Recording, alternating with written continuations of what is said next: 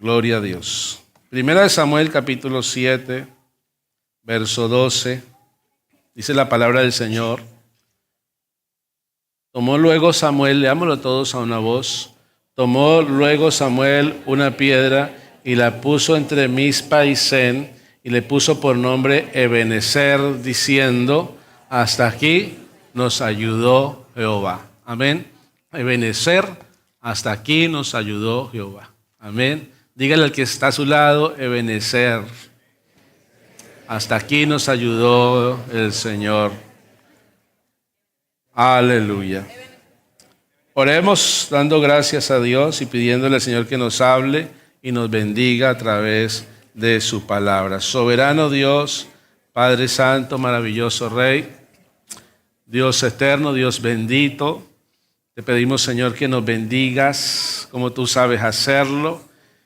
Tu palabra es hermosa, Señor, y nosotros instrumentos en tus manos. Te pido, Señor, que esta palabra, Señor, cumpla el propósito que tú tienes y que te muevas en nuestras vidas, en nuestros corazones, en el nombre del Señor Jesús. La gloria es para ti, mi Dios. Amén y amén. Démosle una alabanza a Dios. Amén. Pueden tomar asiento. Gloria al Señor Jesucristo. Bueno, amados hermanos, es muy importante que en nuestra vida nosotros constantemente estemos haciendo un autoanálisis donde nos examinemos y analicemos cómo estamos caminando con el Señor, mirar atrás y ver cómo Dios está obrando y con un sentimiento y unas palabras de gratitud venir a su presencia, pero también analizar en qué estamos fallando y en qué podemos mejorar. Y hacer eso constantemente es muy saludable. Y hacerlo, ojalá, a diario, el autoanálisis es muy saludable. Y poder decir cada temporada de nuestra vida, cada capítulo de nuestra vida, circunstancias que llegan a un punto donde hasta ahí termina esa situación y ahora hay que empezar una nueva, y de tiempo en tiempo, y ojalá también cada día decir: hasta aquí nos ayudó Jehová. ¿Y por qué no decir: hasta aquí me ayudó Jehová, o hasta aquí me ayudó el Señor? Cada día uno poder decir: Señor, hasta aquí he llegado, y si he llegado hasta aquí no ha sido por mis propios medios o por mis capacidades o por lo que yo soy, sino que hasta aquí he llegado porque es tu misericordia, porque ha sido tu ayuda la que hasta aquí me ha traído. Gloria al Señor Jesús.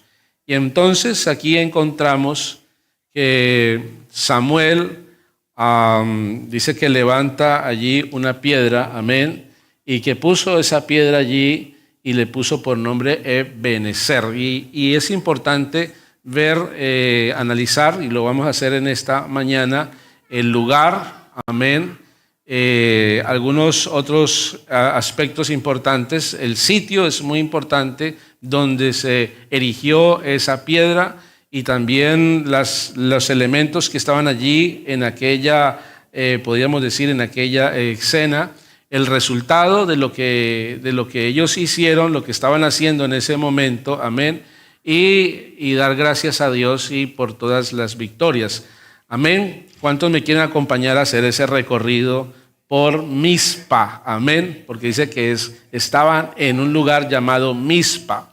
Cuando uno analiza lo que estaba pasando allí, es que ahora ellos estaban obteniendo una tremenda victoria, pero ellos estaban observando el pasado.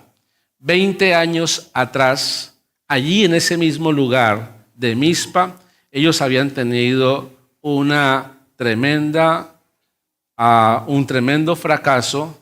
Ellos habían allí sucumbido ante los enemigos y habían perdido una batalla. La Biblia nos dice, Entonces es importante ver aquí los fracasos que tuvieron ellos hace 20 años. Ellos están recordándolo. Ellos hace 20 años habían perdido el arca de Jehová. Se encontraban allá en el campo de batalla y cuando estaban allí en el campo de batalla, en la primera batalla perdieron 4,000 hombres. Y ahora entonces ellos al ver esa pérdida deciden traer el arca de Jehová al campo de batalla pensando que si estaba el arca con ellos, entonces Dios les ayudaría a vencer a sus enemigos.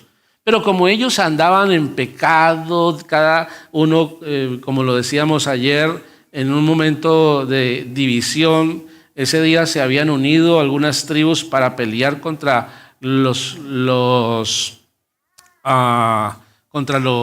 ayúdenme,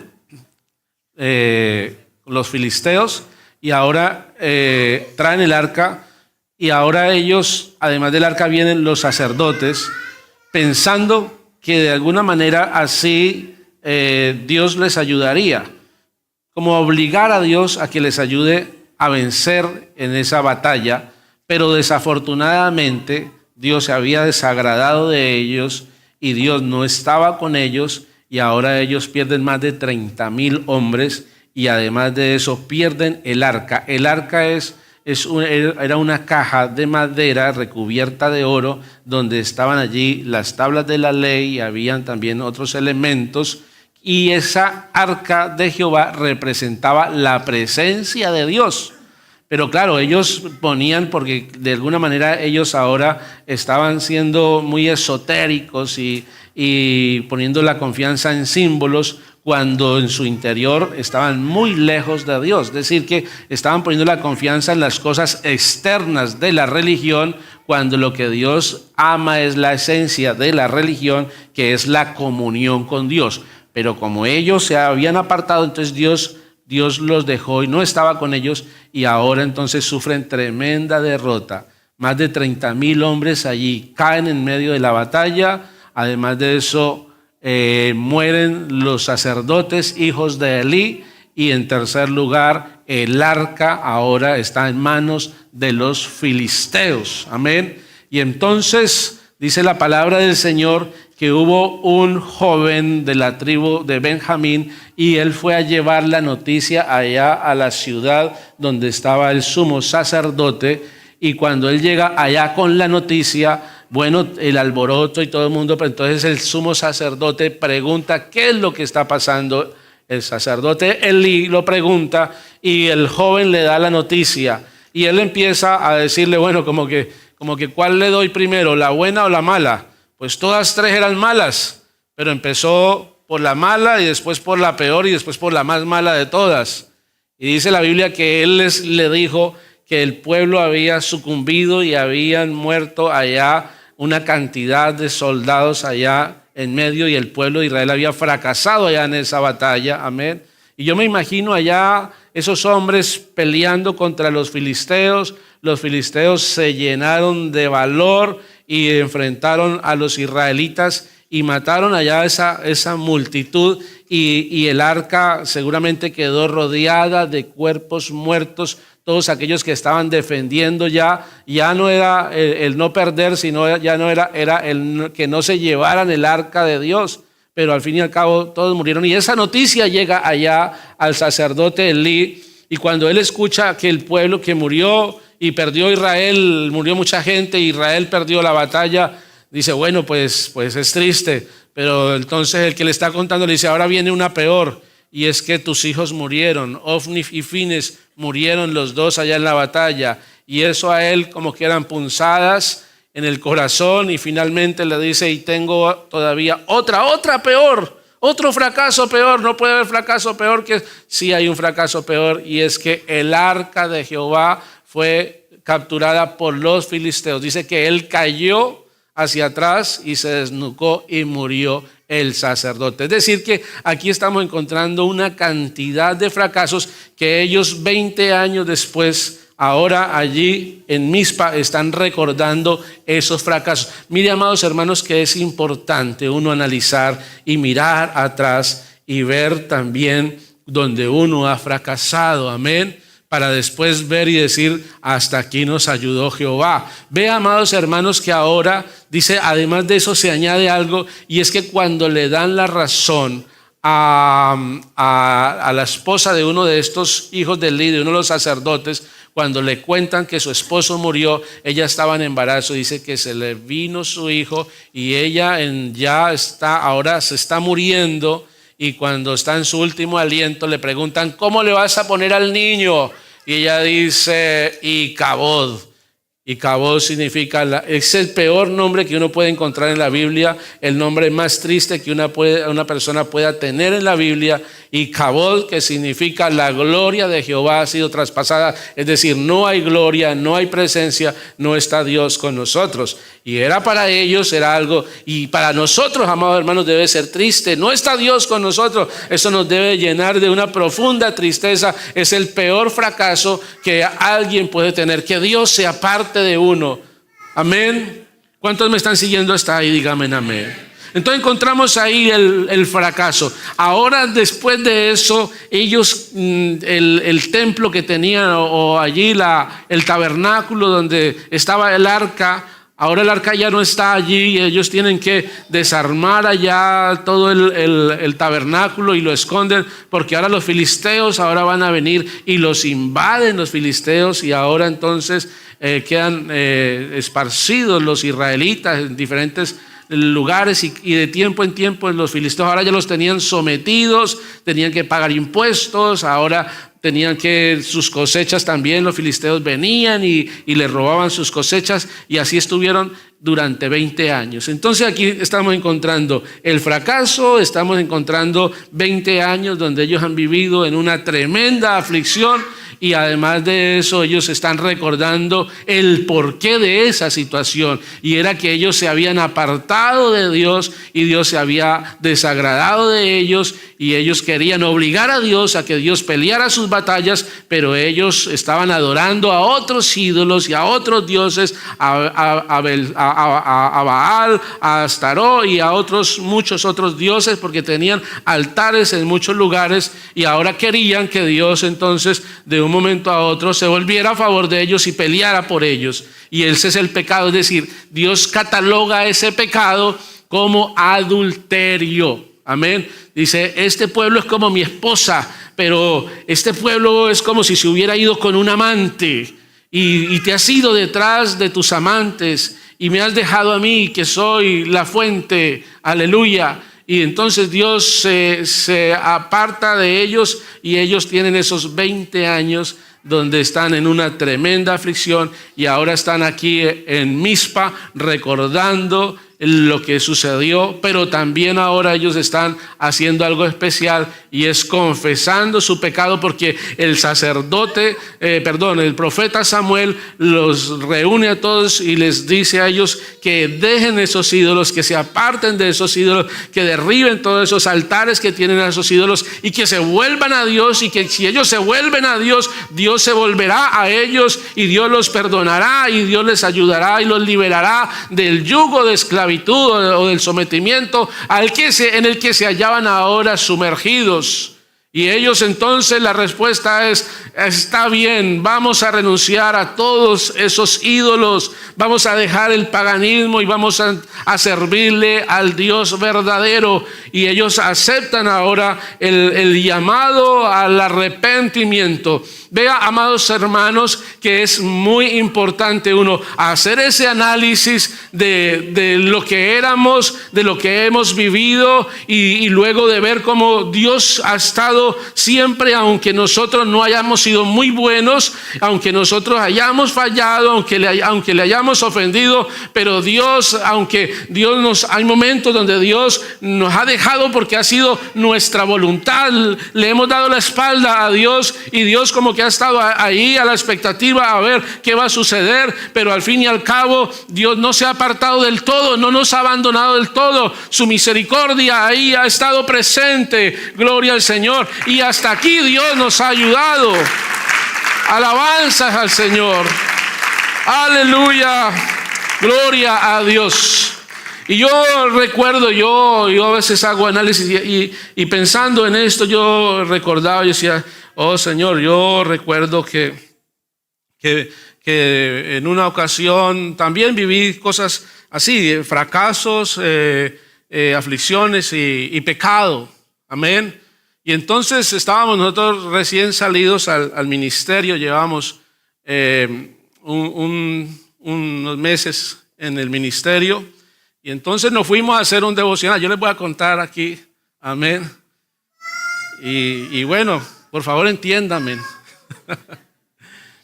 Estamos recién salidos al ministerio y fuimos por allá a hacer un devocional a donde una señora simpatizante, y estábamos allí haciendo el devocional, y en esa llegó su hija de unos 32 años, ella, bueno, sé que tenía 32 años, me di cuenta después, y entonces llegó ella con su compañero y estuvieron ahí en el devocional. Estábamos ahí en el devocional en la sala, y cuando estábamos ahí en el devocional, ella está joven al lado de mi esposa le pasaba la Biblia, le compartía, pero de un momento a otro mi esposa me dice así con el codo que mírela, y estaba ya torciendo sus ojos y su cuerpo estaba allá, y entonces vimos que estaba siendo poseída por un espíritu maligno. Y mi esposa me miraba y yo estaba predicando, dándole el mensaje, y ya todos se dieron cuenta, y entonces me miraban yo qué iba a hacer.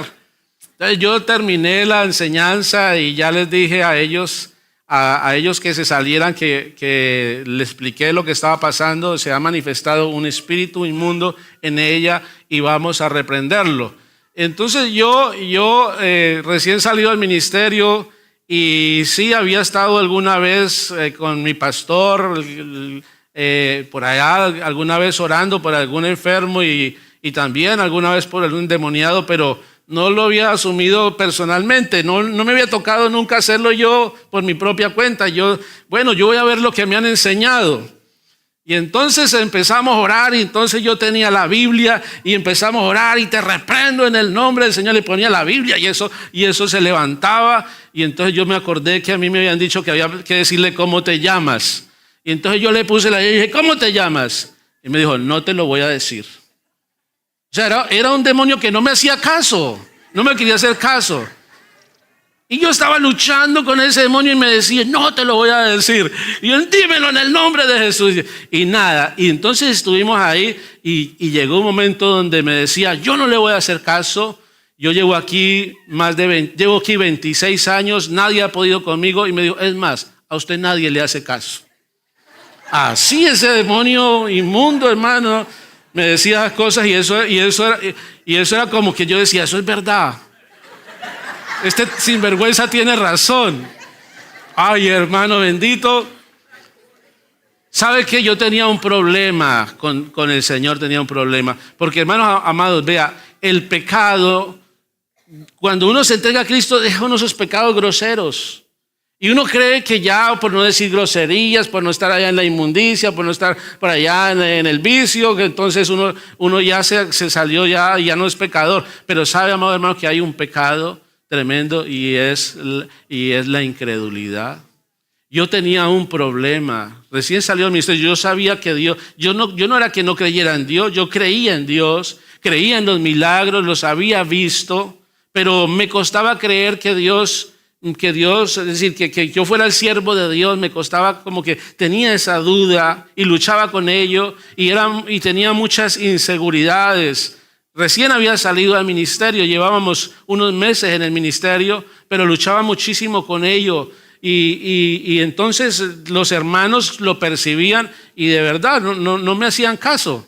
Yo les decía, vamos a aceptar, y no, algunos me seguían, que eran de esos hermanos que eran fieles al Señor, pero había otros que estaban ahí carnales y no hacían caso tampoco. Y como me veían así con esa inseguridad, pues bueno, entre una cosa y otra, y creo que el problema al fin y al cabo no eran los hermanos, el problema estaba en mí, mi inseguridad, pero esa inseguridad provenía de una desconfianza, de una incredulidad con Dios. Y entonces ese demonio desafiante, vea que estuvimos como 3 horas, estuvimos ahí, y gracias a Dios que el Señor nos dio la victoria y pudimos echar ese demonio. Para resumirles un poco y no dejarles con la duda, bueno, vomitaba, y yo le decía, ahí están saliendo. Y decía, sí, porque son débiles. O sea que sí, otros estaban haciendo caso, pero este sinvergüenza no quería obedecer. Pero al final, en el nombre del Señor Jesús, y yo hasta el supervisor lo llamé para decirle qué hago con este demonio, que no podía ya tantas horas. Pero al fin y al cabo, hermanos, pudimos reprenderlo. Estábamos con mi esposa allí, pudimos reprenderlo y echamos fuera ese demonio. Después le preguntamos a la chica qué pasó hace 26 años, porque ese demonio dice que lleva 26 años. Ella volvió en sí y cuando se lo dijimos se puso a llorar y nos dijo, hace 26 años yo sufrí un abuso de parte de un tío, físico, sexual y verbal, y desde ahí veo una sombra que me persigue y ahora entiendo lo que ha pasado. Bueno, Dios ahí nos permitió, pero yo me fui de ahí. Vimos, Dios ahí nos dio esa hermosa victoria, pero yo de ahí me fui pensando, me fui con muchas dudas y con muchas preguntas que hacerle al Señor. Y una de las cosas era, Señor, este demonio dice que no me hacen caso. ¿Qué hago con eso? Y Señor, ¿por qué nos costó echar ese espíritu? ¿Por qué se resistió tanto? Y bueno, uno va llegando a la conclusión de que al fin y al cabo el problema no es Dios. Señor, ¿dónde estaba tu respaldo? ¿Por qué no en todo esto, Señor, dónde está tu presencia? Pero al fin y al cabo entendí que el problema lo tenía yo. La inseguridad, la incredulidad y tener que decirle, Señor, perdóneme, por favor, Señor, dame, Señor, la autoridad, ayúdame en esta situación. Todo esto al fin y al cabo, Señor, me ha llevado a entender cosas que no las estaba viendo y me ha llevado a verlas y poder decir, Ebenezer, hasta aquí me ayudó Jehová, me dio la victoria. Pero ¿sabe qué, amados hermanos?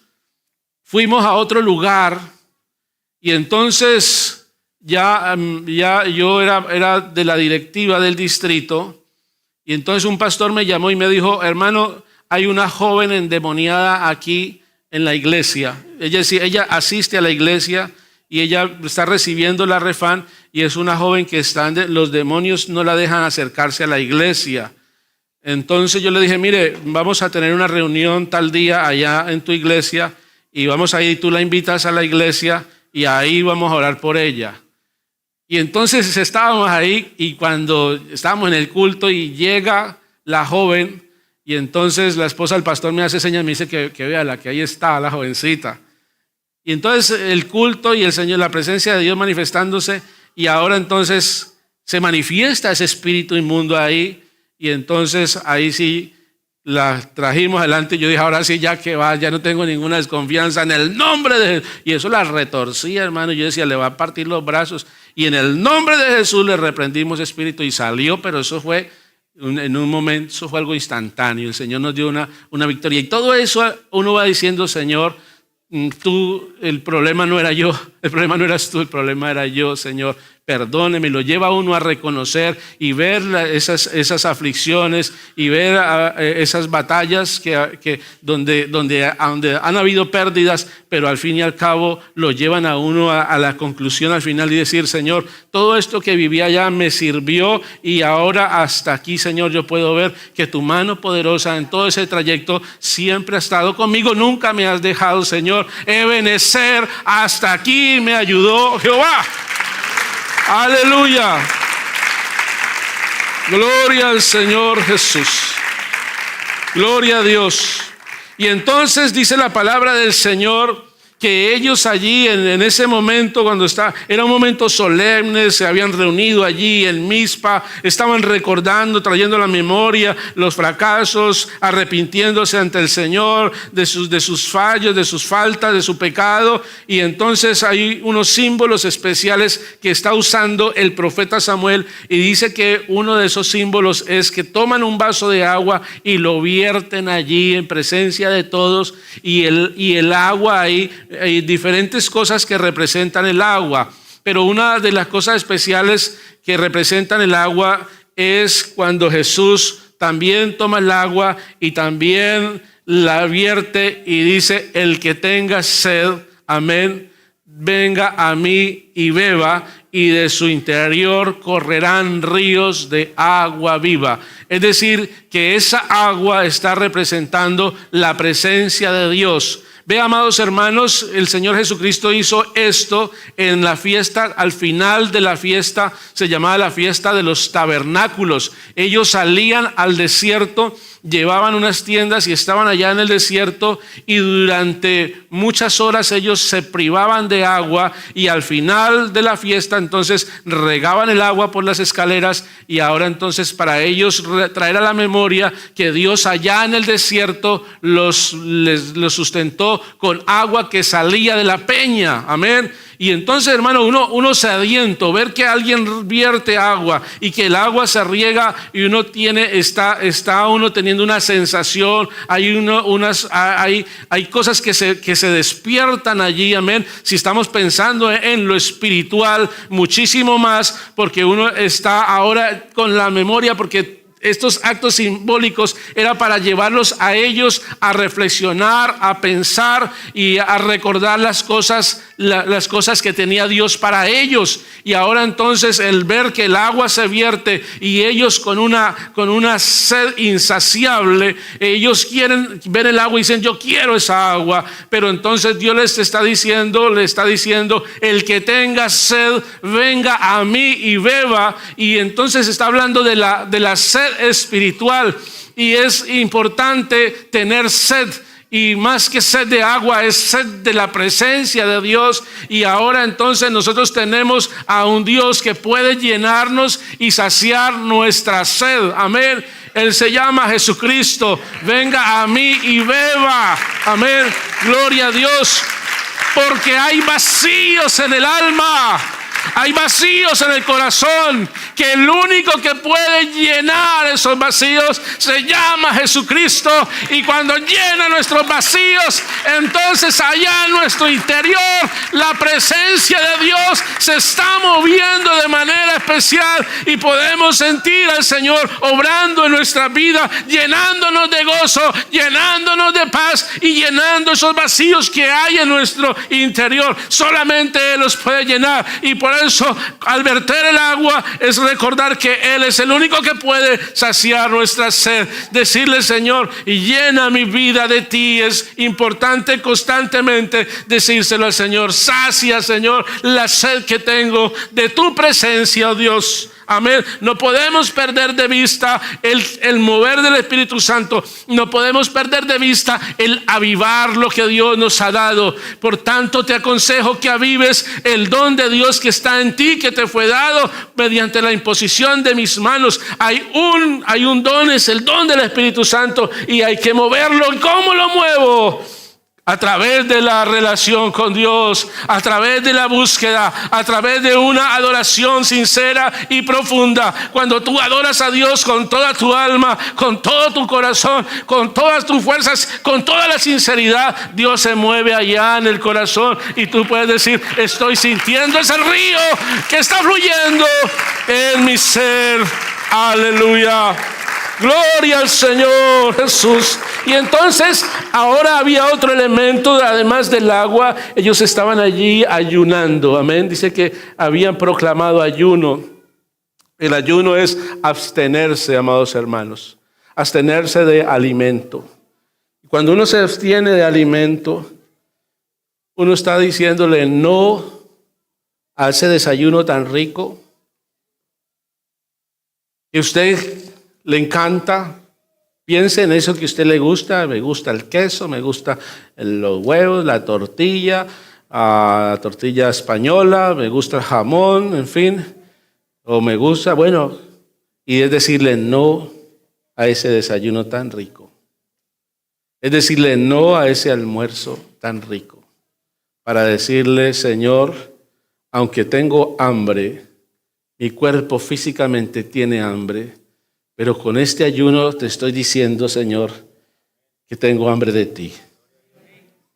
Que lo que te estoy pidiendo, Señor, a través de la oración lo estoy acompañando con este ayuno para expresarte, Señor, que lo que estoy pidiendo es muy importante y que necesito, Señor, una intervención divina.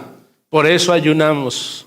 Porque le decimos no al regalo, que es el alimento, para decirle sí al dador del regalo, que es el Dios eterno.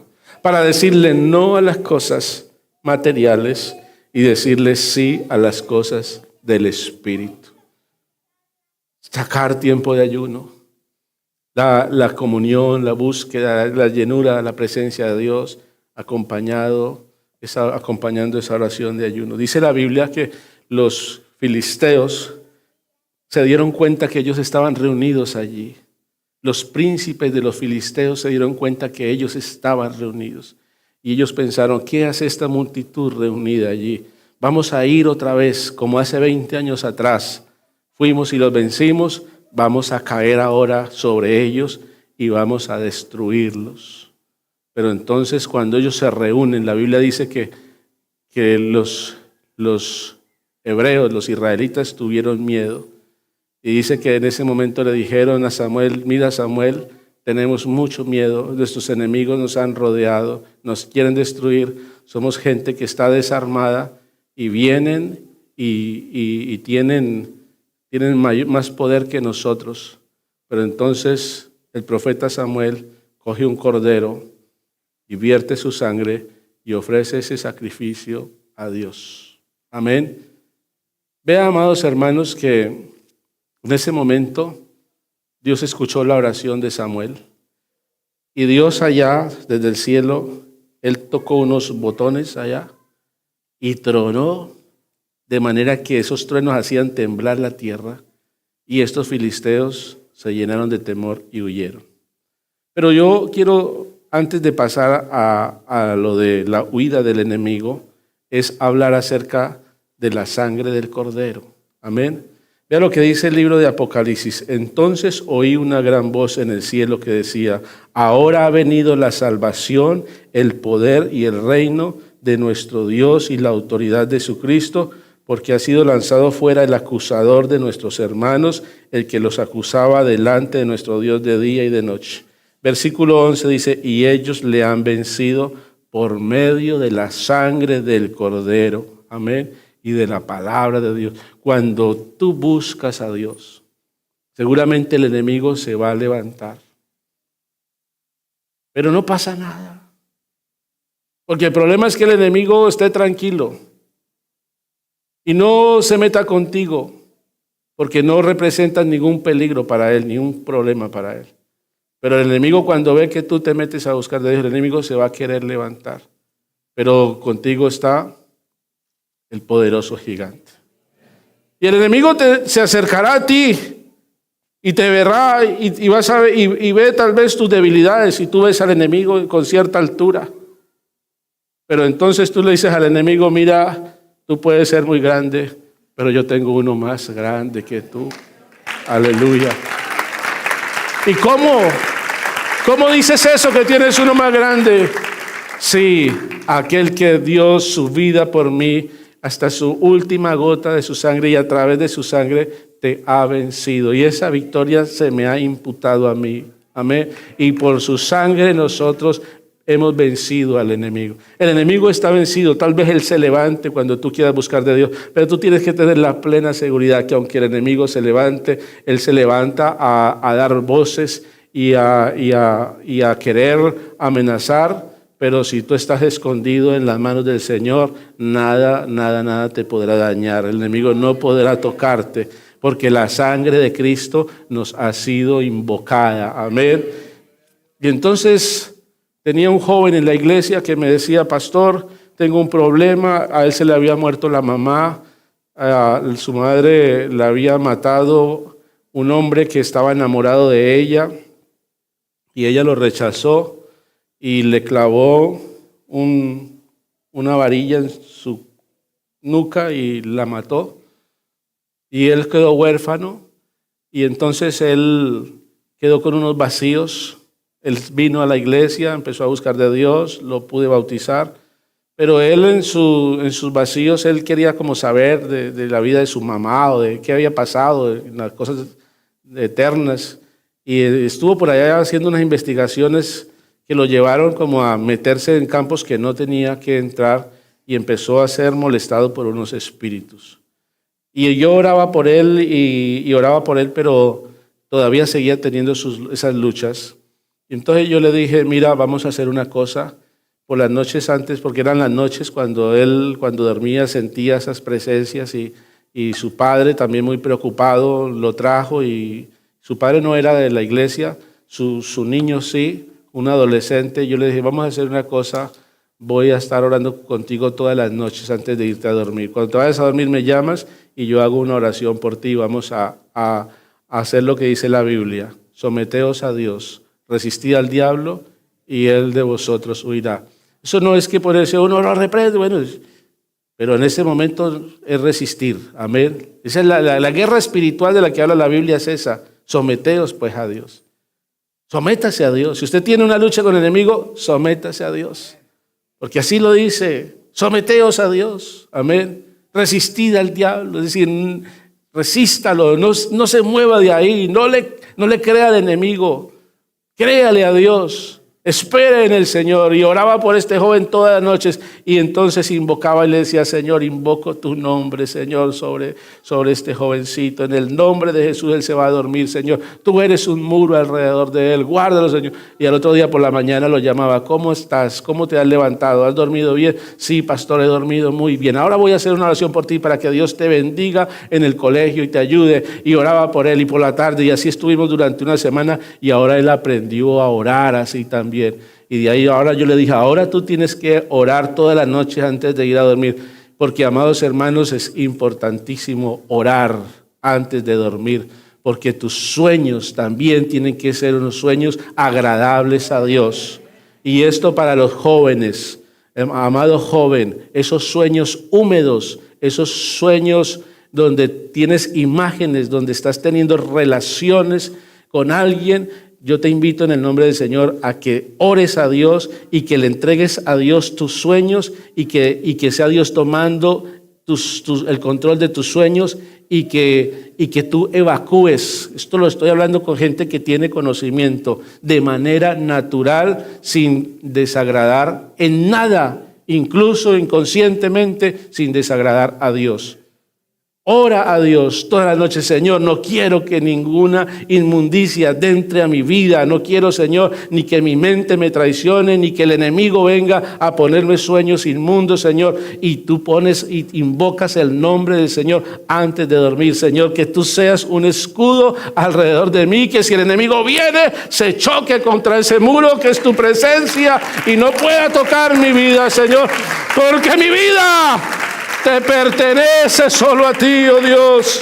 Aleluya, gloria al Señor Jesucristo. Y el enemigo, entonces, el Señor hace tronar allí, y el enemigo entonces ve que la presencia de Dios está contigo, y a la presencia de Dios el enemigo tiene que huir. Y cuando el enemigo huye, entonces ahora te corresponde a ti perseguirlo. Porque no es solamente el Señor echa al diablo, sino también ahora yo persigo al enemigo. Acá estamos hablando no de irse a buscar al diablo a ver a la morgue por allá, a ver para levantar un muerto por allá en un cementerio para reprenderlo. No, es ese enemigo que tú tienes, que es tu carne. Amén.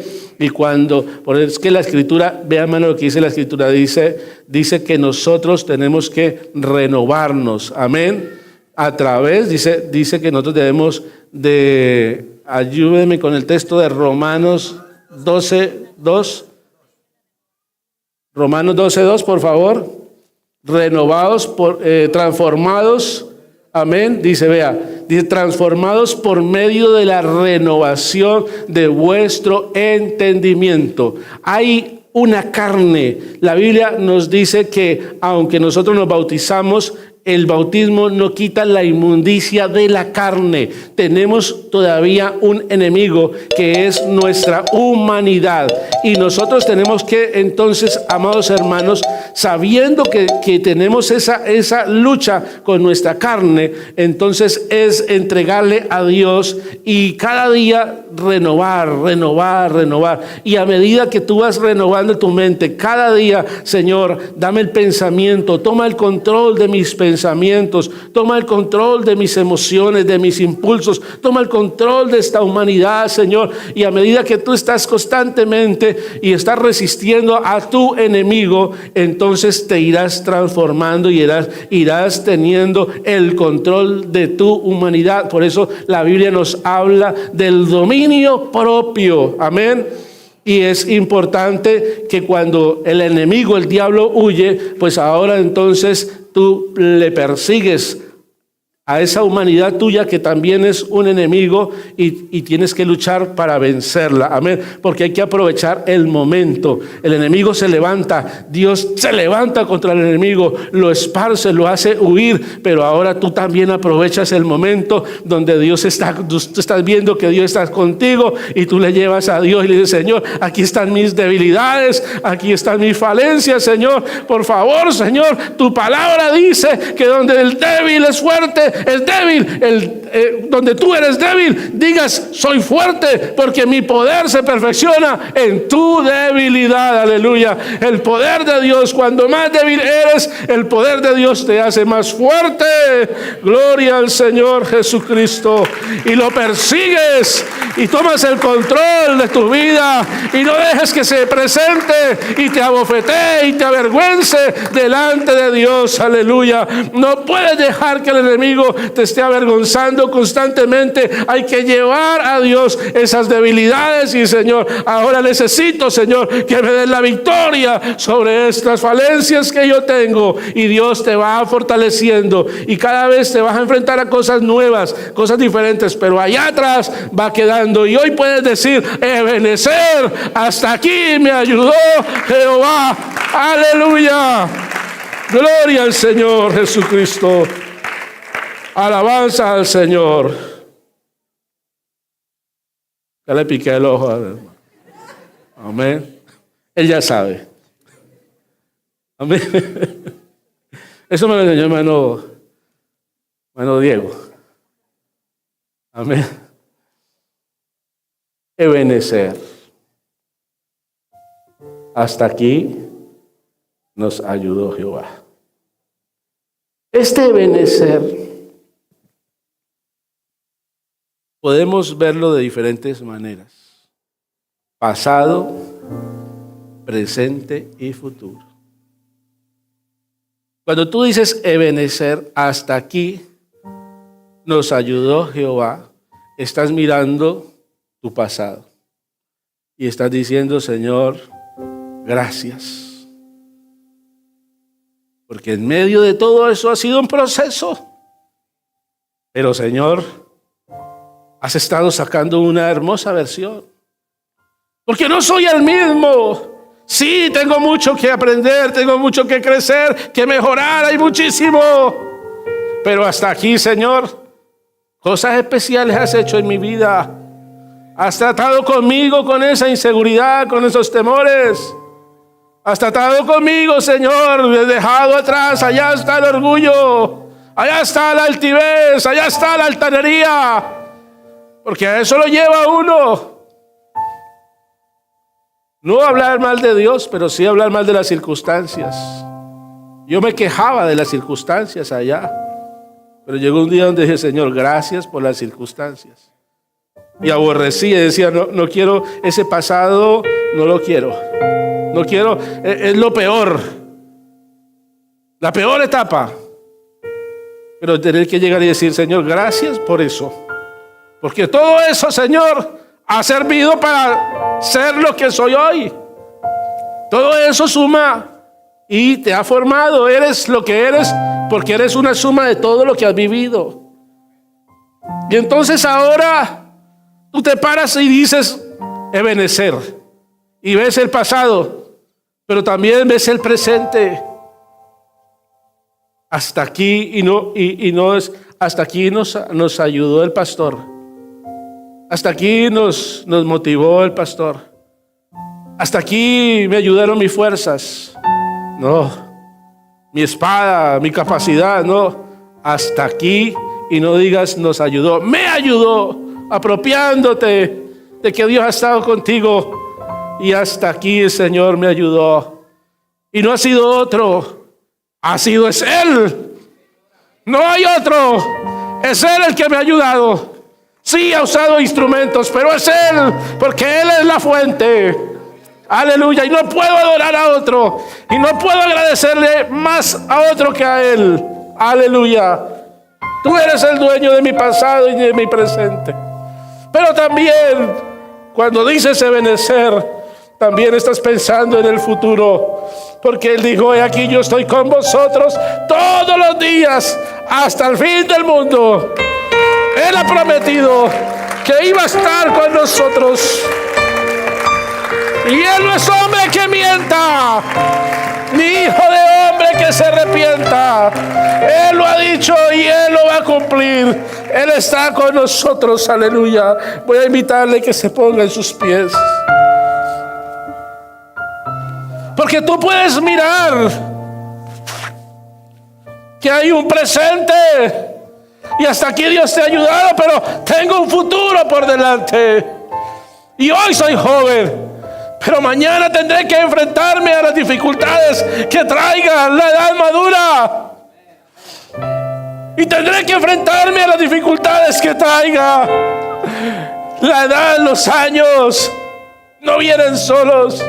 Y tendré que enfrentarme un día a la enfermedad. Y tendré que enfrentarme un día a la soledad. Y tendré que enfrentarme un día a muchos obstáculos. Pero si hasta aquí me ayudó Jehová, Él me ayudará también en mi futuro. Veamos, amados hermanos, hay un texto en la Biblia que dice que Él me guiará aún más allá de la misma muerte. Y aún más allá de la misma muerte podremos decir: Ebenezer, hasta aquí me ayudó Jehová. Cuando te mueras, si Él ha sido tu Ebenezer, cuando tú te mueras, Él te estará esperando para llevarte a la eternidad con Cristo. Porque es nuestro Ebenezer, aleluya. Yo quiero invitar en esta mañana a alguien que venga a este altar y traiga una piedra. ¿Sabe cuál es esa piedra? El corazón. Esa piedra aquí está representando el corazón. Y yo quiero invitarle a que usted venga y traiga el corazón a este altar. Dice la Biblia que Samuel, allá en Mizpa significa un lugar alto, una torre de vigilancia. Y él allí le cambia el nombre a ese lugar y dice: ya no te llamarás más torre alta, aquí te vas a llamar hasta aquí me ayudó el Señor. Y trae ese corazón a este altar. Y vienes a este altar y reconoces que hasta aquí la misericordia de Dios nos ha traído. Su gracia nos ha sostenido. Por su misericordia no hemos sido consumidos. Aleluya. Es porque Él ha estado con nosotros. Ebenezer, Ebenezer, Ebenezer, hasta aquí me ayudó el Señor. Tengo mucho que agradecerle a Él y tengo mucho que vivir todavía, y no lo quiero vivir sin Él. Quiero vivirlo es en su presencia, quiero vivirlo en sus caminos. De aquí en adelante en mi vida, esa torre alta, de aquí en adelante se va a llamar Ebenezer, Ebenezer, Ebenezer, porque es por su ayuda, es por su poder, por su misericordia. Hay una invitación abierta a este altar. Ven a este altar, trae tu corazón a Dios. Humíllate delante de Él. Dios se encargará de pelear tus batallas. El enemigo no podrá hacerte frente. Dios tocará allá lo que tenga que tocar en el cielo y hará tronar el cielo delante de tus enemigos. Y ellos verán que la presencia de Dios está contigo y serán esparcidos. Tendrá el enemigo que huir. Porque a la presencia de Dios el diablo tiene que huir. Aleluya.